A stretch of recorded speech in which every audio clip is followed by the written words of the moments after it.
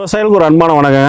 நம்ம பசுமை பாரதத்தின் நம்மளுடைய விவசாயிகளை மீட் பண்ணி அவங்களுடைய அனுபவங்களை கேட்டு தெரிஞ்சுக்கிட்டு இருக்கிறோம். அந்த வகையில் வந்து பார்த்திங்கன்னா இன்றைக்கி காஞ்சிபுரத்தில் நம்ம நிறுவனத்தினுடைய விவசாயி வந்து பார்த்திங்கன்னா சீரும் சிறப்புமாக விவசாயம் பண்ணிட்டு இருக்காங்க. விவசாயிகிட்ட நிறைய கேட்டு தெரிஞ்சுக்கக்கூடிய விஷயங்கள் இருக்குது, கேட்டு தெரிஞ்சுக்கலாம். சார் வணக்கம். சார் வணக்கம். உங்களை எங்களுடைய விவசாயிகளுக்கு அறிமுகப்படுத்திக்கோங்க சார். என் பேர் ரவிசங்கருங்க. காஞ்சிபுரத்தில் ஓரிகையில் இருக்குங்க. இப்போ இந்த ஃபீல்டில் பார்த்தா லெமன் கிராப் பண்ணிகிட்ருக்கோங்க. இது ஒரு 2.5 ஏக்கராக்கு மேலே பண்ணிகிட்ருக்கோங்க. ஒரு ஆல்மோஸ்ட் ஒரு 18 மந்த்ஸ்க்கு மேலே ஆகுதுங்க. இல்லை, இப்போ நம்ம இன்றைக்கி விவசாயத்தில் சார் நிறையா ப்ராப்ளங்கள் இருக்குது. நீங்கள் எலுமிச்சை தேர்வு பண்ணுறதுக்கான காரணம் என்ன சார்? எங்களுக்கு ஒரு ஐடியா இருந்ததுங்க, இல்லை எலுமிச்சைனா கொஞ்சம் நல்லா இருக்கும், நல்லா பண்ணலாம் அப்படின்னு ஒரு ஐடியா இருந்ததுங்க.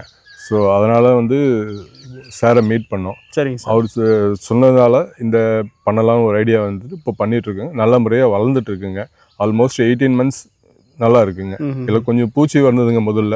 அதுக்கப்புறம் அது கொஞ்சம் மெடிசன் அந்த மாதிரி பண்ணி ஓரளவுக்கு பெட்டராக பண்ணிகிட்ருக்கோங்க. Super sir. நம்மளுடைய நிறுவனத்தை எப்படி தெரிஞ்சுக்கிட்டீங்க சார் நீங்கள்? ஆக்சுவலாக நாங்கள் வந்து ஒரு முறை கொடிசியா போயிருந்தோங்க, அக்ரி எக்ஸ்ப்ரோக்கு போயிருந்தோங்க. அப்போ தான் வந்து உங்களை மீட் பண்ணோம். மீட் பண்ணிவிட்டு இந்த மாதிரி பண்ணலாம் அப்படின்னு சொல்லிட்டு சார் சொன்னாங்க. சரி. ஸோ அதை பிளான் பண்ணிட்டு தான் அவங்கள பேசிவிட்டு அப்புறம் அவங்க என்ன ஃபாலோ பண்ணிவிட்டு இந்த மாதிரி பண்ணலாம், உங்களுக்கு இந்த மாதிரி ஐடியாலாம் இருக்குது, லெமன் இருக்குது, நிறைய பிளான்ட்ஸ் இருக்குது, உங்களுக்கு எது ஐடியா இருக்குன்னு சொல்லுங்கள், பண்ணலாம்னு சொன்னாங்க. ஸோ எங்களுக்கு ஆரம்பத்துலேருந்து லெமன் பண்ணணும்னு ஆசை. ஸோ அதனால் லெமன் வந்தாச்சு. இப்போ நம்மளுக்கு வந்து உங்கள் ஃபீல்டுக்கெல்லாம் நேரடியாக விசிட்டுக்கு வந்துருந்தாங்களா சார்? ஆல்மோஸ்ட் எவ்ரி மந்த்ஸ் வந்துட்டுருக்காங்க. எவ்ரி மந்த்ஸில் 40 டேஸ் அந்த மாதிரி ரேஞ்சஸில் வந்துட்டுருக்காங்க. அவங்க வர சொல்லி ஒரு ஐடியா சொல்லுவாங்க. ஸோ அதை நாங்கள் ஃபாலோ பண்ணதான் எனக்கு இந்த அளவுக்கு செடி நல்லா டெவலப் ஆகிருக்குங்க. அது மட்டும் இல்லாமல் நம்மளுக்கு காஞ்சிபுரம் அப்படிங்கிறது நம்மளுக்கு கோயில் ஏரியா அப்படிங்கிறனால எலுமிச்சைக்கெல்லாம் கொஞ்சம் டிமாண்ட்ஸ் அதிகமாக இருக்கும். எலுமிச்சையெல்லாம் வெளியில் இருந்தால் வரக்கூடிய சூழ்நிலை இருக்கும். அப்படிங்கிறனால ஒரு பிளான் பண்ணி பண்ணீங்களா? இல்லை நேச்சுரலாக இது பண்ணணும்னு ஒரு ஐடியா இருந்ததுங்க. அதனால தான் இதை பண்ணணும். இப்போ பரவாயில்லைங்க, பார்க்கலாம் எப்படி ஃபியூச்சர் எப்படி இருக்குன்னு தெரியலங்க. கண்டிப்பாக. மொத்தம் நம்மளுக்கு எத்தனை ஏக்கர் லேண்ட் இருக்குது சார்? இங்கே அரௌண்ட் ஒரு 20 ஏக்கர்ஸ் இருக்குங்க. ஸோ இது இப்போ இதில் வந்து ஒரு 2.5 ஏக்கர்ஸ் 3 ஏக்கர்ஸில் லெமன் பண்ணிகிட்ருக்காங்க. 3 ஏக்கரில் வந்து எலுமிச்சை இது இல்லாமல் வேறு மற்ற இடங்கள் என்ன விவசாயம்? தென்னை இருக்குங்க. தென்னை இருக்குங்க, ஒரு 500 மரம் இருக்குங்க, பண்ணிகிட்ருக்கோம். இதுக்கு முன்னாடி ஃபுல்லாகவே பாரம்பரியமாக நெல் தான் விவசாயம் பண்ணிகிட்டு இருந்தீங்க சார்? ஆமாங்க, பேடி. எதனால் நெல் விவசாயத்தை கொஞ்சம் தவிர்த்துட்டீங்க? நெல்லில் அந்த அளவுக்கு பெனிஃபிட் இல்லைங்க. ஸோ அதனால் கொஞ்சம் லேபர் ப்ராப்ளம் இருந்தது. ஸோ அதனால் டோட்டலாக கட் பண்ணிவிட்டு இந்த மாதிரி மரப்பயிருக்கு நம்ம ஒரு ஃபிக்ஸட் இன்கம் கொடுக்குற மாதிரி வந்து ஒரு நிலையான வருமானம் வரட்டும் அப்படிங்கிற மாதிரி பிளானில் பண்ணியிருக்கீங்க சார்.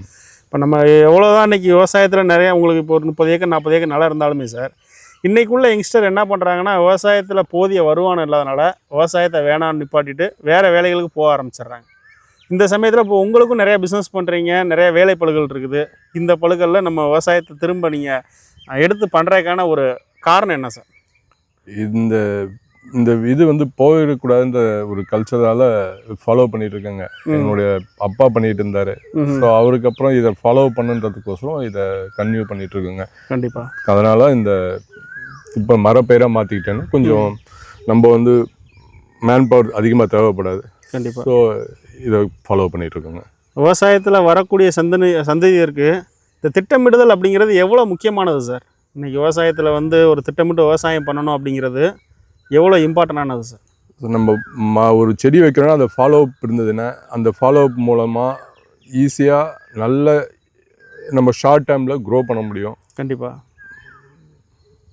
அதனால் உங்களுக்கு ஃப்யூச்சர் நல்லாயிருக்கும். கண்டிப்பாக. விவசாயத்தை தாண்டி வந்து இன்றைக்கி விவசாயத்தில் நான் உங்கள்கிட்ட கேட்டிருந்தேன் எவ்வளோ வருமானம் வருது சார் அப்படின்னு சொல்லிட்டு. நீங்கள் பெருமைக்கானாலும் வருமானம் இல்லை, என்னோடய கை காசு தான் செலவு பண்ணிகிட்ருக்கிறீங்க அப்படின்னு சொல்லி. இல்லை, எங்களுக்கு வந்து ஒரு இந்த விவசாயம் நல்லா இருக்கணுன்றதுக்கோசம் இதை ஃபாலோ பண்ணிகிட்ருக்கோம். கண்டிப்பாக. கண்டிப்பாக. விவசாயம் நல்லா இருக்கும். இது மூலமா ஒரு 10 பேருக்கு வேலை கிடைக்கும். நம்ம லேண்ட் வந்து தரிசு நிலம் மாதிரி இருந்துடக்கூடாது, தரிசாக இருக்கக்கூடாது அப்படிங்கிற ஒரு காரணத்துக்காக மெயின்டைன் பண்ணிட்டு இருக்கீங்க சார். சரி, உங்களுடைய நல்ல முயற்சிக்கு எங்களுடைய நிறுவனத்தின் சார்பாக ஒரு வாழ்த்துக்கள் சார். Thank you sir. ஏன்னா வந்து விவசாயத்தில் வந்து பார்த்திங்கன்னா இன்றைக்கி முன்னெடுத்து கொண்டு போகிறதுக்கு சரியான டீம் இல்லை, சரியான ஆட்கள் இல்லை. அந்த சூழ்நிலையும் இன்றைக்கி ஏன்னா விவசாயத்தில் பொறுத்த வரைக்கும் வரவங்க எல்லாருமே இத்தனை லட்சம் லாபம் கிடைக்கும், அத்தனை லட்சம் லாபம் கிடைக்குமா அப்படிங்கிற நோக்கத்தில் மட்டும்தான் விவசாயத்துக்குள்ளே வராங்க. ஆனால் நம்மளுடைய விவசாயனால நம்ம அப்பா பண்ண தொழில், அதை நம்மளால் முடிஞ்ச அளவுக்கு அதை காப்பாற்றி கொண்டு போகணும் அப்படின்னு ஒரு முயற்சி எடுத்து செய்யக்கூடிய எங்கள் நிறுவனத்தின் சார்பாக ரொம்ப ஒரு நன்றி சார். ரொம்ப ஒரு வாழ்த்துக்கள். மேலும் மேலும் நல்லா பண்ணுங்கள்.